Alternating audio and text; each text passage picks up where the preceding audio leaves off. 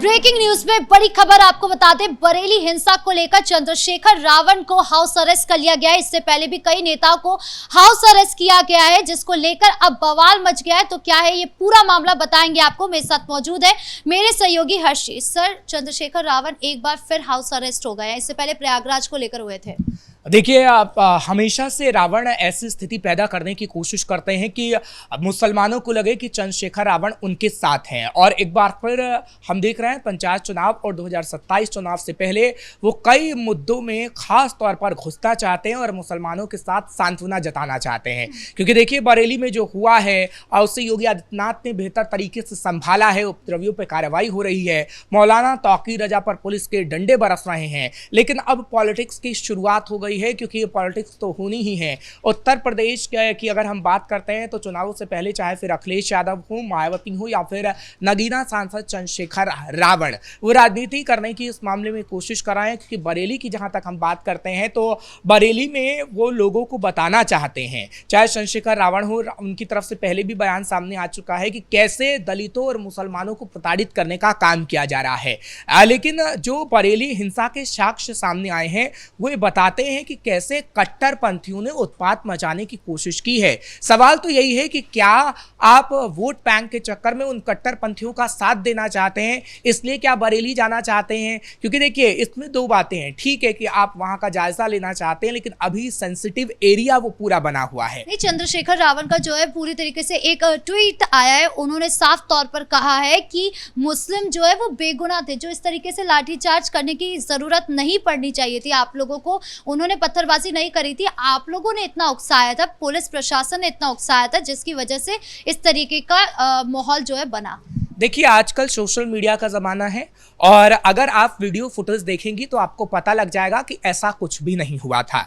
40,000 लोगों को मस्जिदों में ठहराने की जिम्मेदारी तौकीर रजा, नदीम और डॉक्टर नफीस की थी। इन तीनों ने पूरा प्लान बनाया था और एफआईआर की कहती है। एफआईआर आप देखेंगी जो तौकीर रजा के खिलाफ एफआईआर दर्ज की गई है, एफआईआर की कॉपी भी मीडिया के सामने आ चुकी है और ये बताया गया कि मौलाना तौकीर रजा के भाषण से ही ये पूरा उत्पात मचा। उन्होंने पूरी प्लानिंग करी थी, उनके साथियों ने, जिनको डॉक्टर नफीस को दाहिना और नदीम को बायां हाथ माना जाता है, तीनों की पूरी प्लानिंग की थी। क्योंकि पहले कहीं ना कहीं दिखाने की कोशिश की जा रही थी कि हम कोई भी ऐसा प्रोटेस्ट नहीं करेंगे। लेकिन जब लोगों को पता लगा कि हाँ प्रोटेस्ट नहीं हो रहा है तो वापस से अपील ले ली गई और ये कहा गया कि पुलिस अफवाह फैला रही है, हम प्रोटेस्ट करेंगे। जिसके बाद कहीं ना कहीं हिंसा भड़की है। तो क्या उन मौलानाओं का साथ चंद्रशेखर आजाद दे रहे हैं? क्योंकि चंद्रशेखर आजाद बार बार ये कह रहे हैं कि नहीं, उकसाया गया। अरे भाई, किसने उकसाया? क्योंकि मस्जिदों की बात करते हैं, जुमा की जो नमाज हुई थी उसमें जो तमाम नमाजी थे वो तो घर की ओर चले गए थे। तो मस्जिद में आखिर कौन ठहरा? क्या वो कट्टरपंथी नहीं थे? क्या वो मौलाना तौकीर रजा के लोग नहीं थे? क्योंकि वो बरेली से नहीं थे, बाहर से भी लोगों को बुलाया गया था। ये खुलासा कल ही हुआ है कि बंगाल और बिहार से बुलाए गए थे सारे उपद्रवी। बिल्कुल। तो क्या वो सबूत चंद्रशेखर आजाद को नहीं दिखते, रावण को नहीं दिखते? क्या पॉलिटिक्स के चक्कर में आप सिर्फ भ्रम और एक नैरेटिव गढ़ने की कोशिश करेंगे? और यही बात कहीं ना कहीं अखिलेश यादव भी कहते हुए नजर आ रहे हैं। इमरान मसूद की तो आपने जिक्र किया ही कि कैसे इमरान मसूद अरेस्ट हुए और इमरान मसूद भी पहले यही कहते हुए नजर आए थे। हालांकि उनकी तरफ से एक अपील भी की गई थी कि मस्जिदों से आप ऐसी चीजें ना करा करें, क्योंकि पत्थरबाजी की तस्वीर लगातार मस्जिदों से सामने आती रही है। लेकिन उनकी तरफ से बाकायदा ये भी कहा गया कि मुसलमानों को प्रताड़ित करने की कोशिश योगी आदित्यनाथ कर रहे हैं। लेकिन क्या उन्हें ये सबूत नहीं दिखते हैं कि कैसे मस्जिदों पर चढ़कर पत्थरबाजी की जाती है, कैसे भड़काऊ बयान दिए जाते हैं? क्योंकि मौलाना तौकीर रजा एक बार बयान नहीं दे चुके हैं, ऐसे कई बयान दे चुके हैं कि हमारी मस्जिदों को शहीद किया जा रहा है और देखिए मुसलमानों को प्रताड़ित करने का काम किया जा रहा है, खून की नदियां बह जाएंगी, अतीक की तरह मुझे गोली मार दो। तो क्या ये उकसाऊ बयान नहीं है? क्या इस उकसाऊ बयान का आप लोग साथ देते हैं? क्योंकि चंद्रशेखर आजाद की तरफ से और जो रावण हैं उनकी तरफ से बाकायदा एक सोशल मीडिया पोस्ट भी किया गया था, जिस तरीके से आपने बताया कि ट्विटर में एक पोस्ट किया गया, एक वीडियो जारी की गई और ये कहा गया मैं बरेली जाना चाहता हूं और उन मुसलमानों के साथ हूं जिनके खिलाफ अत्याचार हुआ। किस मुसलमान के साथ अत्याचार हुआ है। आप देखिए जरा, बरेली में जाइए, हाँ बाजार सुनसान है, लेकिन वो मुसलमान भी कहते हैं कि कुछ ऐसी गतिविधियां जरूर हुई हैं, लोगों को भड़काने की कोशिश हुई है, जिसकी वजह से कट्टरपंथी घरों से बाहर निकले हैं और उन्होंने ऐसा उपद्रव मचाने की कोशिश की है। बरेली में तमाम ऐसे मुसलमान नहीं हैं कि तमाम मुसलमानों को घर से घसीट कर पुलिस स्टेशन में डाल दिया गया हो, थाने ले जाया गया हो। जिन उपद्रवियों की पहचान की गई है सीसीटीवी कैमरा के फुटेज के माध्यम से, या फिर जिन पे शक है, उन्हीं के आधार पर उन अज्ञात के खिलाफ मामला दर्ज किया गया। कि देखिए 350 मस्जिदें कम नहीं होती हैं, कि 350 मस्जिदों में आपने 40,000 लोगों को ठहराने का काम कर दिया, पूरी प्लानिंग बन गई और पुलिस की रिपोर्ट भी सब बता रही है बाकायदा सबूत के साथ, क्योंकि प्रेस कॉन्फ्रेंस पुलिस लगातार कर रही है। पिछले दिनों भी जो प्रेस कॉन्फ्रेंस की गई, बाकायदा उसमें सबूत दिखाए गए, पोस्टर लगा के भी दिखाया गया कि देखिए ये है और ऐसे ऐसे दंगा भड़काने की कोशिश की गई थी। तो क्या वो नगीना सांसद रावण को नहीं दिखता है? देखिए सिर्फ और सिर्फ मुसलमान वोट बैंक को साधने के चक्कर में ये लोग ऐसा कर रहे हैं।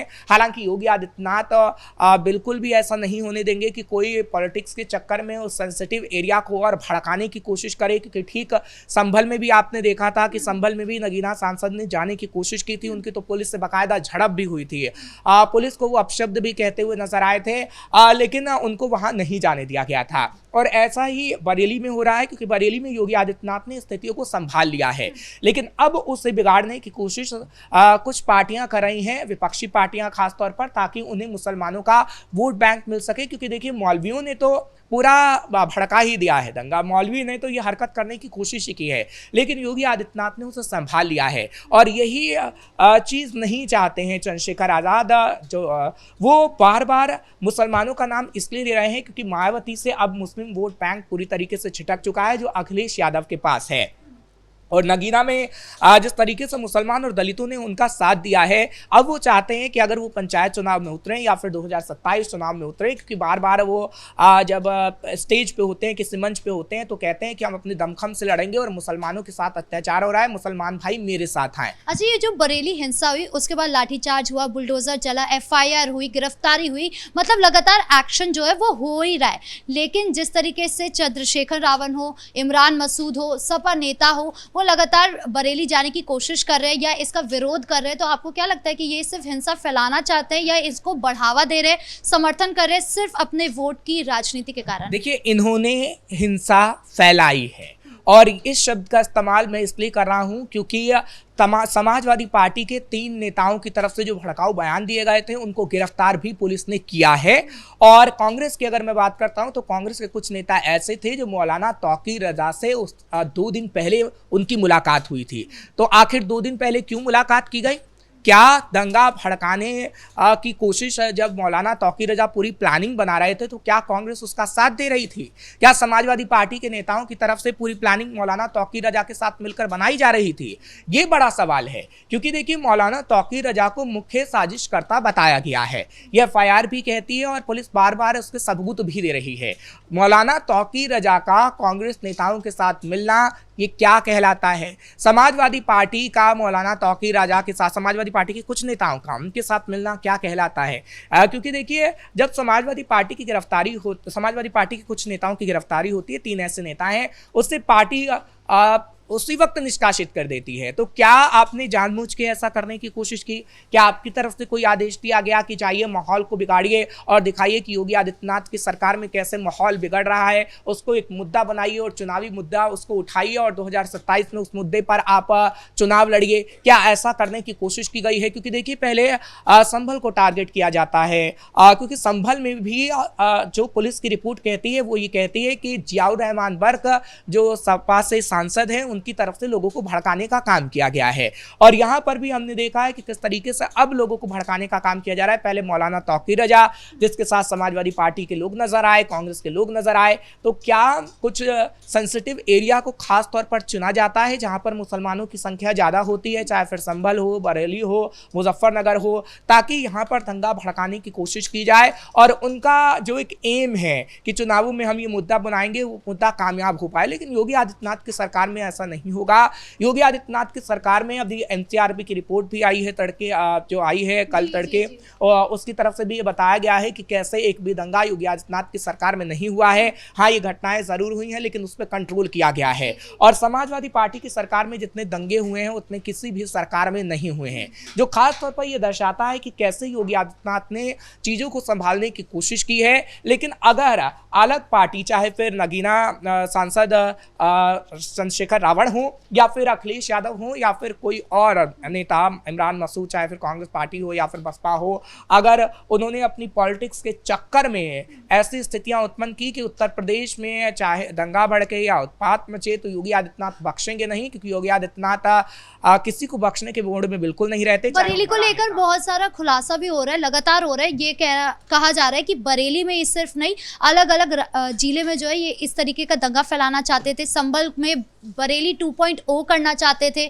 दूसरी तरफ ये भी कहा जा रहा है कि ये मुस्लिम समुदाय जो है बाहर से बुलाए गए थे, बाहर के लोग थे, जानबूझ के अराजकता फैलाने के लिए बुलाया गया था।